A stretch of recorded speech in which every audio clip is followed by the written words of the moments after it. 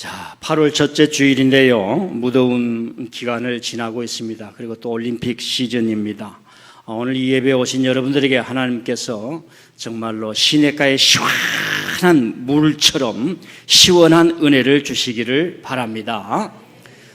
지금 올림픽 시즌이기 때문에 오늘 설교는 믿음 시리즈 목표를 바라보는 믿음이라는 제목으로 올림픽 이야기와 함께 말씀을 전하겠습니다.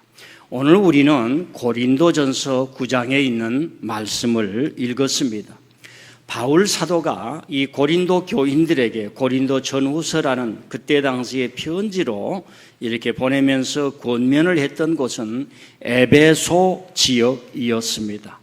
에베소라는 지역은 아시아, 지금 터키에 있는 아시아 지역이고, 고린도 교회가 있었던 지역은 헬라 지역, 그리스 지역에 있는 곳입니다. 우리 지도를 한번 보실까요?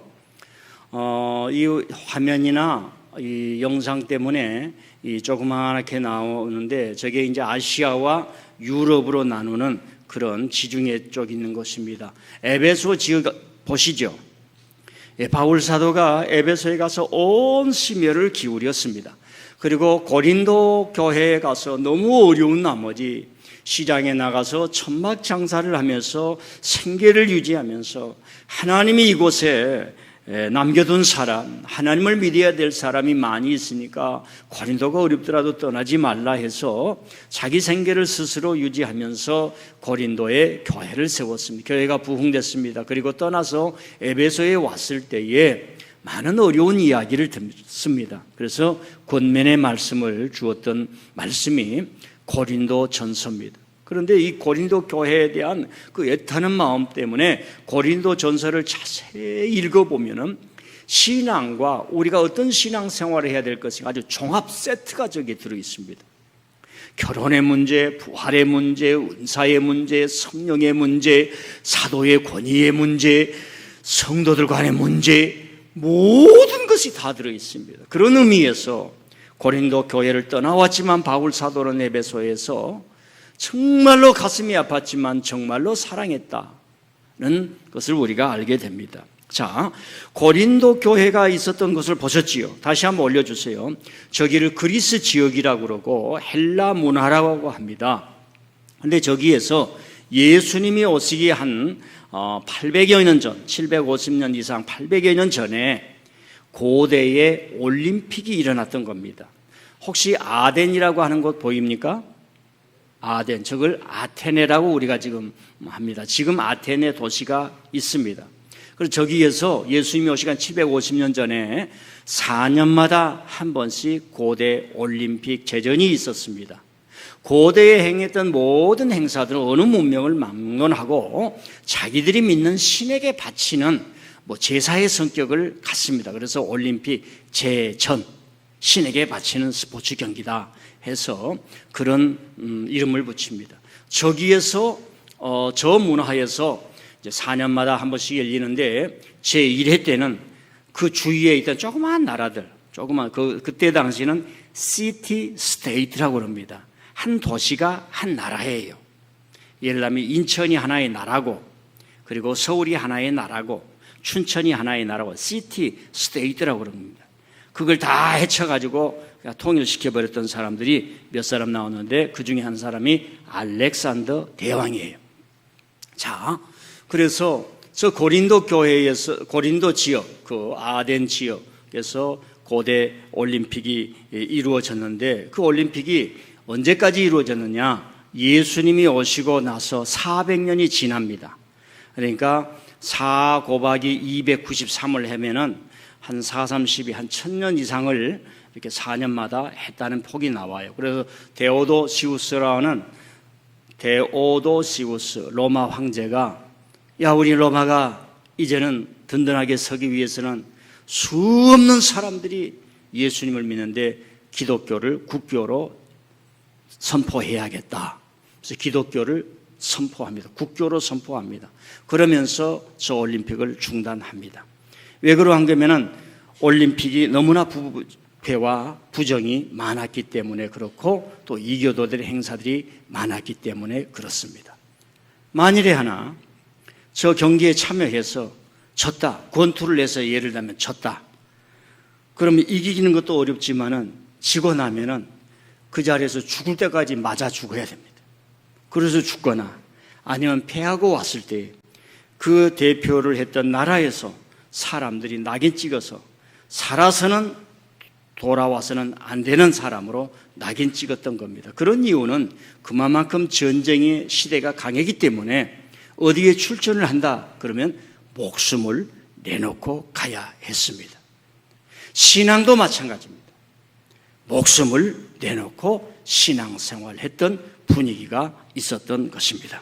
자, 오늘 말씀은 바로 바울 사도가 올림픽이 열렸던 저 그리스 문화에서 고린도 교인들아, 너희들이 선수들이 어떻게 경기에 참여하는 것을 알고 있지 않느냐.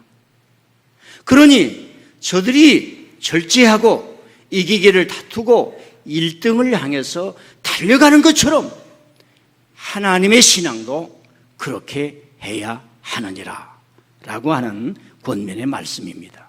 자, 우리 24절을 한번 볼까요? 자, 화면을 보고 읽어봅시다. 벌써 주무신 분이 있어요. 더 익어와가지고. 자, 시작. 운동장에서 다름질하는 자들이 다 달릴지라도 오직 상을 받는 사람은 한 사람인 줄을 너희가 알지 못하느냐. 너희도 상을 받도록 이와 같이 다름질하라. 아멘. 신앙은 우리를 편하게 합니다. 신앙은 우리를 편안하게 합니다. 그럼에도 불구하고 기독교는 거기에 한 가지가 있습니다. 살아서 움직여서 앞을 가게 합니다. 그것이 하나님의 일을 해야 되고 사명이 있는 거예요. 제가 한번 여러분에게 질문하겠습니다. 가슴에 사명이 이글거리신 분 아멘. 사명이 뭔지는 모르겠는데 목사님 말씀 들어보면은 내가 교회를 위해서 하나님을 위해서 뭔가를 위해서 공의를 위해서 살아야겠다 이런 마음이 자리 잡으신 분 아멘. 여러분 이런 것은 20대에 끝내야 됩니다. 20대 초반에. 제가 여러분의 나이를 무시한 게 아니라 정당한 교육을 받아가지고 20대 초반에 끝내야 돼요. 제가 지난번에 스크랜턴이라고 하는 여성에 대한 얘기를 했습니다. 그분은 남편이 돌아가시자마자 하나님께 남은 인생을 주님을 나의 신랑으로 모시고 그리고 조선으로 와서 그런 일을 했지 않습니까? 20대인 자기 아들을 데리고 왔습니다. 하나님은 우리로 하여금 신앙을 평안하게도 하지만 안주하게 하지 아니하고 예루살렘과 땅끝까지 이르러 우리에게 선교의 무대를 주시고 삶의 무대를 주셔서 상을 받도록 달려가게 하신다는 말씀입니다. 자, 25절을 한번 올려주세요.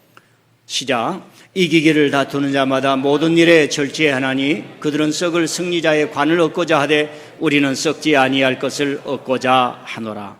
고대 올림픽에서는 금메달, 은메달, 동메달이 없었어요. 우승한 선수에게는 면류관 하나를 줬습니다.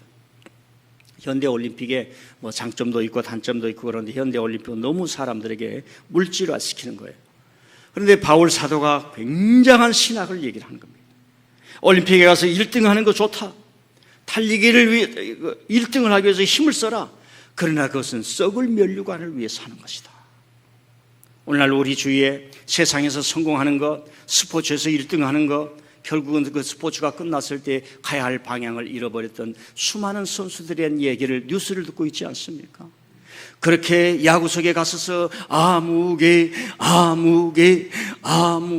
외치고 나의 아이돌과 같고 이상과도 같으면서 어떤 스포츠를 볼 때마다 삶의 희열을 느꼈는데 어느 날 아침에 뉴스를 보니까 그 갈등을 이기지 못했는지 중압감을 이기지 못했는지 그동안 계속 친구들과 함께 마약을 하면서 살아왔다는 것 때문에 선수 자격 박탈, 그리고 가는 것은 감옥이 기다리고 있고 그리고 그에 대한 오명으로 가족이 어려워졌다는 얘기들을 저와 여러분 듣지 않습니까? 바울 사도가 말하는 겁니다. 올림픽에 나가서 면류관을 넣는 거 1등하는 거 좋다는 얘기입니다. 그러나 그것이 끝이 아니란 얘기예요. 우리 인생의 중요한 한 부분일 수는 있지만은 썩을 면류관이란 얘기입니다. 저와 여러분 최선을 다해서 살아가야겠습니다만은 우리에게는 예수 그리스도라고 하는 썩지 아니할 면류관을 위해서 달려가야 되는 신앙의 힘 있어야 할 줄 믿습니다. 자, 26절을 한번 올려주세요. 시작. 그러므로 나는 다름질하기를 향방 없는 것 같이 아니하고 싸우기를 허공을 치는 것 같이 아니하며. 고린도 교인들이 바울 사도는 예수님을 직접 제자가 아니고 베드로처럼 예수님께 직접 배우지 않았는데 사도권을 부인합니다. 그럴 때에 사랑하는 고린도 교인들아, 올림픽 제전에 나가는 선수들이 1등하기 위해서 모든 걸 끊어버리고 오직 그 한 목표만을 위해서 가듯이 너희들이 나를 향해서 사도의 자격이 있느니 없느니 말하지만 나의 유일한 목표는 하나밖에 없다. 내가 유대교를 떠났으며 다소의 엘리트의 족보를 떠났으며 지금까지 어떻든 모든 것을 분도처럼 여기고 주님을 위해서 간다. 방향이 없는 것처럼 가지 아니한다. 저와 여러분 신앙생활하니까 우리 주위에 교회를 정하지 못한 사람들이 얼마나 많이 있습니까? 마음껏 가서 우리 아버지가 헌신했던 곳, 우리 어머니가 기도했던 곳, 그 교회 가서 마음껏 주님이 나를 이 교회 가서 신앙생활하라고 불러준 그 교회가 없는 거예요. 여러분, 민들레 교회가 여러분의 영원한 교회가 되기를 바랍니다. 어떤 일이 있어도 주님께 달려가는 이 교회가 될 수 있기를 바랍니다. 여러분의 땀이 쏟고 눈물이 쏟고 기도에 눈물이 쏟고 심장을 교회에 쏟는 그런 은혜가 있기를 바랍니다. 그러면 살 힘이 나는 거예요.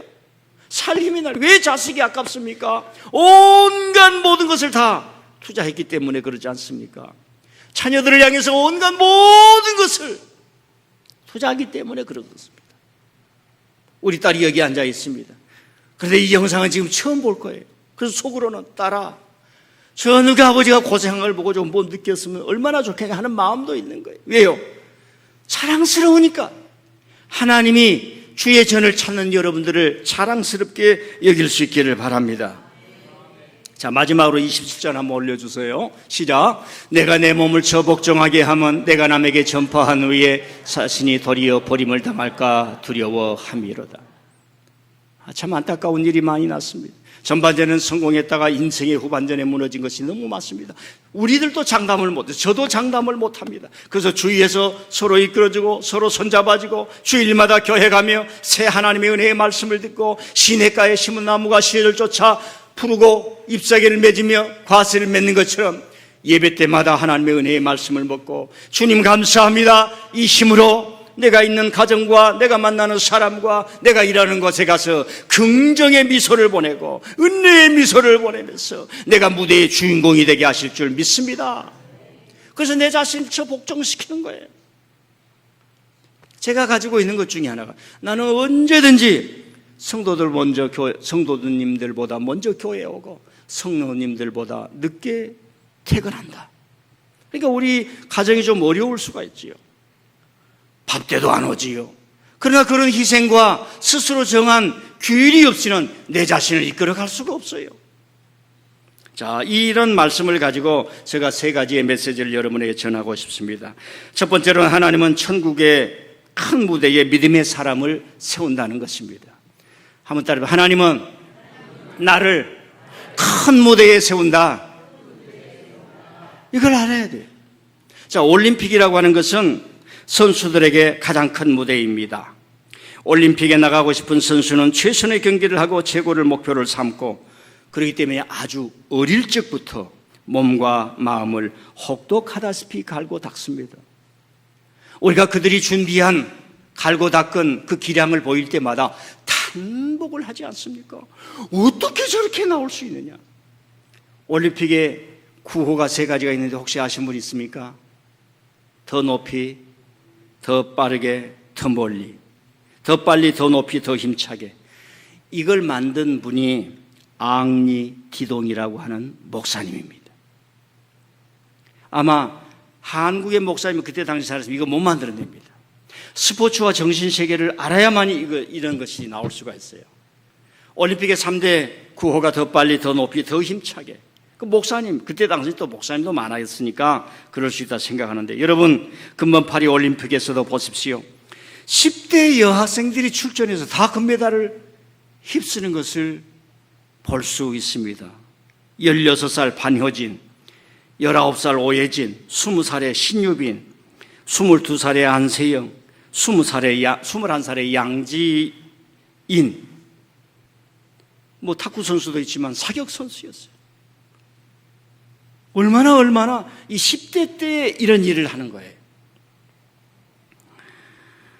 저 중에 어떤 한 선수가 있는데요. 선생님이 어렸을 때 초등학교 때가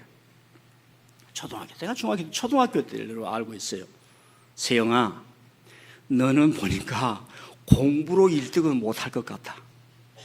그러니 내가 운동으로 1등을 하는 사람으로 만들어 주마. 그런데 이게 필이 꽂히는 거예요. 그래서 그때부터 운동을 했다고 합니다. 운동에 매진한 거예요. 그리고 세계 1등의 무대를 목표로 삼고 하니까 여러분, 안세영이 배드민턴으로 경기하는 걸 우리가 보셨지 않습니까? 그 기량이 나온 겁니다. 신앙에도 무대가 있습니다. 하나님은 모세를 불러서 애굽이라고 하는 바로 앞에 무대에 세웠습니다. 하나님 어떻게 갑니까? 저 두렵습니다. 저 갈 수가 없습니다. 저 용기가 부족합니다. 어떻게 해야 돼요? 스스로 있는 자가 너를 보냈다라. 너 지팡이를 던져봐라. 하나님 아버지, 제가 민들레교회 가서 인생의 마지막 신앙생활 할 수 있겠습니까? 거기에 가면 교회가 새로 개척했다는데, 교회도 새로 지었다고 하는데, 성도님들도 좀 빈자리가 있다고 하는데, 하나님은 우리를 큰 무대에 세워요. 베드로를 불러서 예루살렘이라고 하는 큰 무대에 세웠습니다. 바울 사도를 불러서 로마 제국이라고 하는 큰 무대에 세웠어요. 역으로 생각하면 그분들을 큰 무대에 세웠기 때문에 큰 사람이 되었던 겁니다. 아멘도 안 하시네요. 여러분이 겨우 10대의 소녀들이 어떻게 세계 최정상에 오를 수 있느냐? 큰 무대를 품고 큰 무대에 섰기 때문에 큰 기량이 나오고 큰 선수가 될 수가 있었던 것입니다.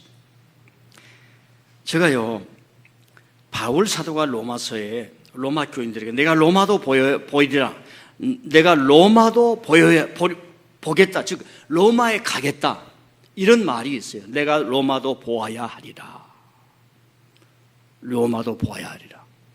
저 어디 섬에 청산동가 어디서 산 사람이 내가 서울에 가서 살리라, 내가 미국에 가서 살리라, 전 세계를 이끄는 그런 걸 살리라 그러면 그 동네 사람이 그걸 믿겠어요? 얼마 전까지만 해도 제주도에서 이 무추로 나오고 서울에 살았다면 최고의 성공을 알았습니다. 내가 로마로도 보아야 하리라, 이 말씀을 제가 몰랐습니다. 그런데 나이가 들면서 공부를 하면서 열리기를 시작한 거예요. 바울 사도가 왜 로마라고 하는 큰 무대를 보아야 하리라 그런 말씀을 했을까? 로마의 최고의 지성들이 있었습니다.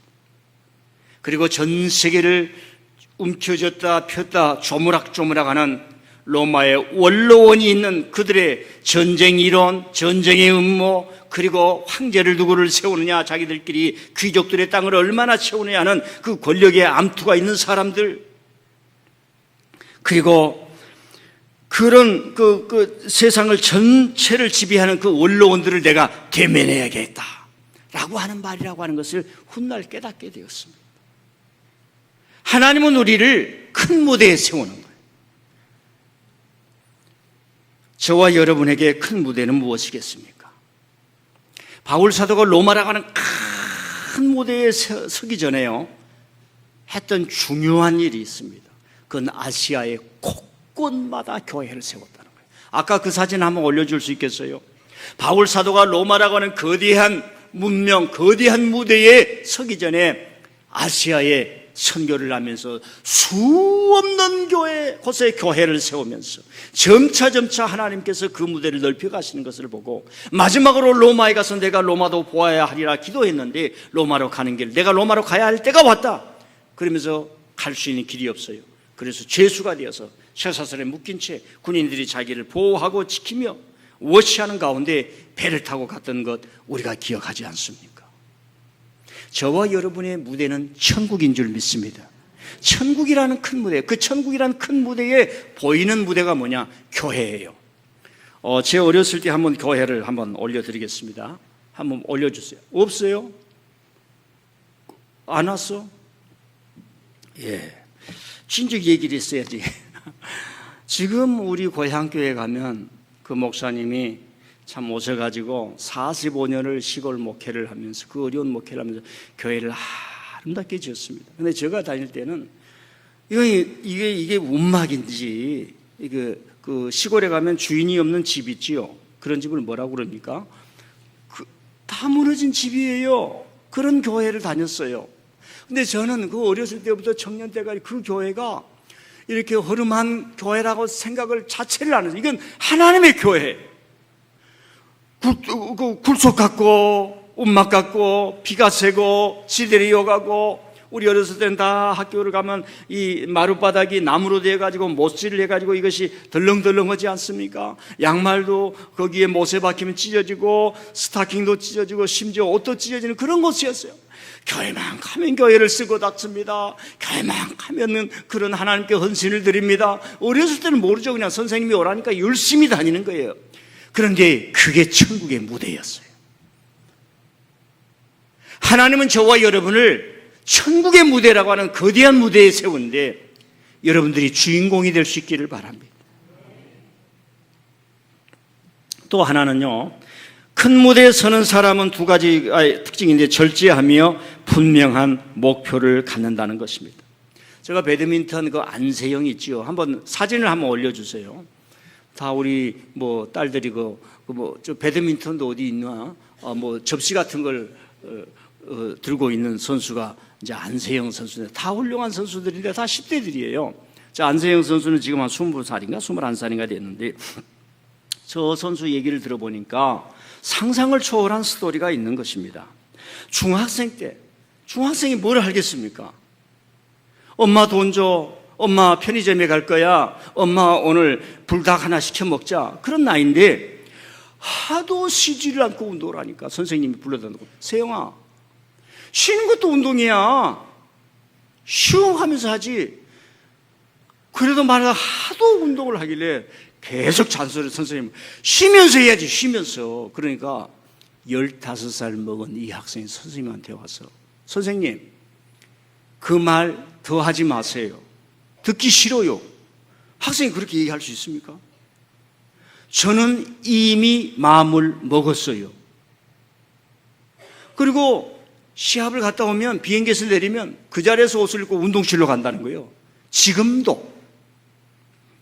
여러분, 큰 무대에 서는 사람은 절제합니다. 자기가 해야 될 것 외에는 하나도 하지 않습니다. 자기가 해야 될 것 외에는 하지 않습니다. 끊어버립니다. 이만수 선수 얘기 들었습니까? 집, 교회, 야구장, 세 개만 해도 다른 사람이 세상에 매여서 이거다고 저거다고, 오늘 팝에 가고 오늘 팝샵에 가고 뭐 가고 댄스 가고, 그래 안 해도 기쁨의 샘이 넘쳐나는 줄 믿습니다. 그리고 시간이 가면 큰 꽃이 돼서 수많은 사람들이 몰려듭니다. 예수님은 그걸 가르쳤습니다. 배와 그물을 버려라는 얘기입니다. 절제하며 분명한 목표를 갖는다는 겁니다. 그래서 안세영 선수 15살에 이제 국가대표를 뽑는 거예요. 그리고 고등학생하고 붙었어요. 고등학생이 이겼어요, 중학생이. 대학생하고 국가대표 선수를 뽑는 거예요. 대학생도 15살짜리가 이긴 거예요. 우리나라에 배드민턴 실업팀이 있겠죠? 실업팀 선수, 전문적으로 하는 그 직장 프로들하고 배드민턴을 붙는 거예요. 15살이 이겨가지고 국가대표 선수가 됐다는 그런 스토리가 있어요. 우리가 이 선수처럼 인생의 기량을 우리는 발휘하는 것은 아니지요. 사람은 여러 다양한 길이 있습니다. 그럼에도 불구하고 운동선수들을 통해서 우리가 배울 수 있는 것은 어떤 목표를 향해서 갈 때, 큰 무대에 섰을 때에 절제하면서 분명히 가야 할 목표를 바라본다는 얘기입니다. 사랑하는 성도 여러분, 예수님을 위해 살고 교회를 위해 살고 행복을 위해 사실 수 있기를 바랍니다. 모든 일에 하나님의 영광을 위해 살아간다, 이것이 분명할 수 있기를 바랍니다. 나는 우리 젊은 사람들에게 얘기해요. 미래가 뭘 주장하냐? AI, 지식이 있어야 됩니다. AI를 해낼 수 있는 지식이 있어야 돼요. 지식은 글로밖에 안 돼요. 책으로밖에 안 됩니다. 인류 문명이 수억 년간 기록으로 우리에게 전해줬습니다. 이 기록을 모은 것이 도서관이, 이 기록을 기계에 모은 것이 디지털이고, 디지털을 그러면서 네 해봐라 하는 것이 AI인데, 그건 결국은 사람이 매니지를 하게 되어 있습니다. 내가 어떤 목표를 삼았을 때 하나부터 열까지 10년간만 하면은 길이 열리고 벽이 뚫려지고 없던 길이 나타날 줄 믿습니다. 자, 바울 사도가 이런 얘기를 합니다. 너희도 상을 받기 위해 선수들처럼 다름질하라. 이기기를 다투는 자마다 절제한다라고 하는 겁니다. 신앙에도 절제가 필요합니다. 극도의 긴장이 올 때 우리가 이탈할 수 있거든요. 자, 제가 그냥 지혜의 입장에서 어떤 절제가 필요한가 한번 표로 만들어 왔습니다. 절제를 위해서 1번 시작. 자기를 너무 많이 드러내지 말라. 이게 절제입니다. 어디 가서든지 남이 세 마디 할 때 한마디 하는 거예요. 제가 신학교를 다니는데 저도 말이 많습니다. 곽선임 목사님이 늘 하는 말이 어디를 가든지 남이 세 마디 할 때 잘 듣다가 한마디만 해라. 그건 무슨 말이에요? 한마디를 해라는 얘기가 아니라 말하지 말라는 얘기입니다. 두 번째는 시작. 음식을 절제하고 중독되는 것들을 금하라. 절제하라는 말은 아니고 저 금하라 써놨어요. 중독이 너무 많아요. 텔레비도 중독이에요. 생산성이 없는 것은 중독이에요. 생산성이 있는 것은 창의적으로 괜찮습니다. 연구하고 책을 보는 것은 끊임없이 새로운 곳으로 나가기 때문에 중독이 안 돼요. 자, 세 번째 시작. 재물을 쌓지 말라. 베풀수록 가벼워진다. 천국의 보화를 쌓아라. 아멘. 나는 이제 자신 있게 말할 수 있어요. 베푼다고 가난해진 게 아닙니다.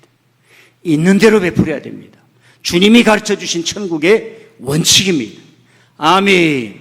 자, 네 번째 시작. 말은 적게 하고 몸은 많이 움직여라. 5번 시작. 목표를 세우고 집중하고 몰입하라. 아멘.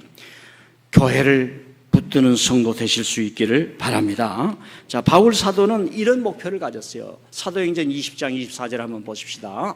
시작. 사도행전 20장 24절 말씀 시작. 내가 달려갈 길과 주 예수께 받은 사명 곧 하나님의 은혜의 복음을 증언한 일을 마치려 하면 나의 생명조차 조금 더 귀한 것으로 여기지 아니하노라. 아멘. 여기 계신 여러분들은 어머니의 기도를 듣고 아버지의 기도를 듣고 우리 가정이 예수님 믿는 가정이요. 내가 어렸을 때 교회를 다녔다 하시는 분들은 저 씨앗이 가슴 속에 다 있어요. 여러분 심령 속에 다 있습니다. 그런데 여러분의 욕망과 절제하지 못한 것들이 이걸 누르고 있는 거예요. 그걸 뚜껑을 열어서 문을 열어서 여러분 안에 있는 하나님의 믿음이 하나님을 향한 목표가 내 인생을 아름답게 만들려는 그 소원의 디자이어가 길 뚫고 나올 수 있는 그런 신앙생활 지혜가 필요한 줄 믿습니다. 오늘부터 다 해요. 제가 살아보니까요 너무 더워요. 저도 더위를 타고 가만히 있어도 땀띠가 나고 그래요. 그런데 그 중에 하나가 제가 배운 것 중에 하나가 불을 이기려면 불 속으로 들어가야 돼요. 목사님 그러면 타버리면 어떻게 해요? 그럼 천국 가는 거지. 이 더위에 피하면은 더 더워요. 그러니까 어때요? 더위 속으로 들어가는 거예요. 사막 속으로 가고. 오늘 주일날 제가 지치지 않아야 되는데 감기 안 걸려야 되는데 어떻게 해요? 그러려면 햇빛 속에 가서 조깅하고 와야지. 여러분 시련을 어떻게 이기냐? 시련 속으로 들어가는 거예요. 큰 무대에 서보는 겁니다. 얼마나 중압감이 있겠습니까? 선수들이 얼마나 화살의 이 현이 튕겨버리듯이 기타의 현이 튕겨버리듯이 우리 인생에 그럴 때가 있습니다. 그럼에도 불구하고 어려움을 이기려면 어려움 속으로 들어가야 되는데 여러분 안에 들어있는 신앙의 씨앗, 하나님을 위해서 살고 싶은 신앙의 씨앗, 그것이 여러분의 욕망과 게으름과 목표를 바라보지 아니하고 세상으로 자꾸만 가고 싶은 이 잡념을 완전히 제거해버리는 은혜가 주어지기를 바랍니다. 마지막으로요, 큰 목표가 있고 큰 무대에 서는 사람은 자긍심이 있어야 돼. 자긍심. 합니다. 자긍심.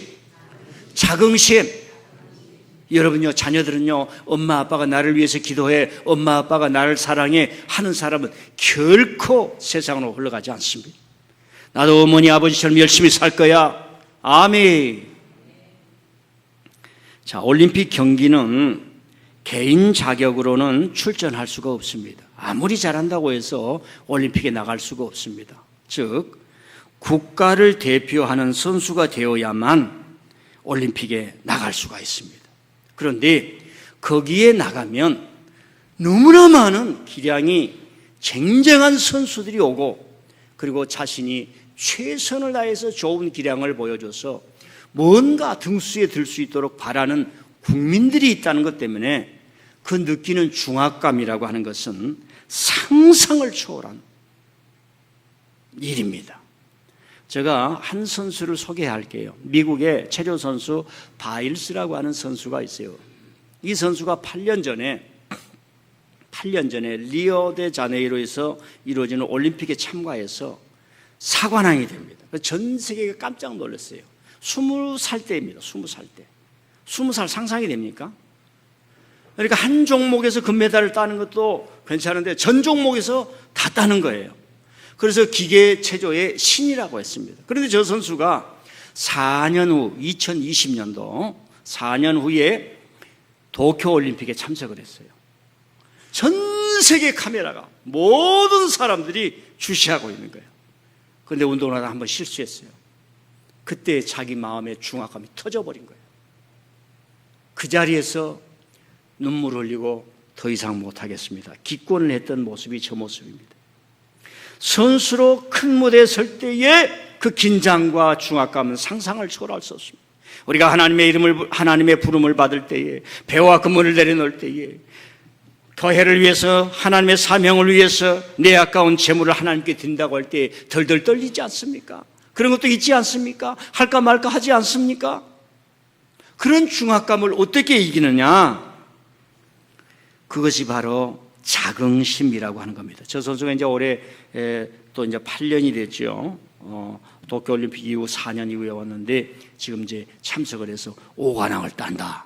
이제 도전한다. 그런 이야기가 있습니다. 그동안 이제 마음을 많이 다스리고 왔겠지요. 그냥 지나가만 가도 스포츠계라고 하는 게 뭐 어느 동네처럼 좁지 않습니까? 기자들, 관련 사람들 다 알고 또 팬들이 형성이 되기 때문에 달려만 가도 가기만 해도 이제 서로 알아보고 박수를 보내주는 그런 일이 일어나고 있는데요.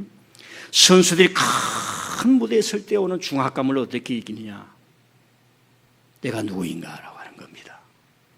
나는 국가대표 선수다. 그리고 선수들은 너무 긴장을 하기 때문에 슬럼프가 자주 옵니다. 번아웃이 자주 오는 거예요. 그럴 때마다 자기를 다그치는 게 자긍심입니다. 내가 누구인가? 내가 국가대표 선수로 운동이 힘들다고 이렇게 지쳐서 있을 수 있는가? 아니다! 일어서야지! 자신을 다그친다고 합니다. 사람이 살아가면서요, 자긍심이 없으면 안 돼요. 여러분, 사랑이 오가지 않으면 자긍심이 안 생깁니다. 다시 말씀을 드립니다. 사랑이 오가지 않으면, 사랑은 사람과 사람 사이에서 생기는 거예요. 사랑과 살아간다, 그리고 명사 삶, 이런 게 다 같은 말입니다. loving, living, life, 모든 게 다 같은 거예요. 사랑도 사람과 오가야 돼요. 미움도 오가야 할 때 사랑이 있는 겁니다. 그러니까 혼밥을 먹고 홀로 사는 세상이 되어가지요, 사랑이 없어져 가는 겁니다. 교회에서는 모이지요. 죽을 때까지 모이지요. 관 안에 시신이 있을지라도 전국에서 만나보자, 그걸 시신이 들어요. 듣고 부활하고 싶지만 천국이 더 낫다 해서 천국으로 가기 때문에 관이 뚜껑이 안 열립니다. 웃으라고 하는 소리인데, 자, 그래서 자긍심이 있어요. 자긍심은 사랑이 오고 할 때. 할렐루야. 여러분요, 우리 젊은 사람들 잘 들으세요. 여러분이 날 욕해도 괜찮아요. 이제는 인생을 아니까 교회에 와서 어른들 손잡고 장로님 기도에 감사합니다. 우리 어르신 오늘 오셨어요. 감사합니다. 오늘 목사님이 등록하셨다고 세우셨는데 얼굴을 보니까 천사 같아요. 감사합니다. 그러면 교회 어르신들이 아이고 감사해. 그 감사해. 그 말 한마디가 마음에 남아서 자기 살아가는 자긍심이 생기는 거예요. 할렐루야. 교회 오면 서로 인사 잘하시길 바랍니다.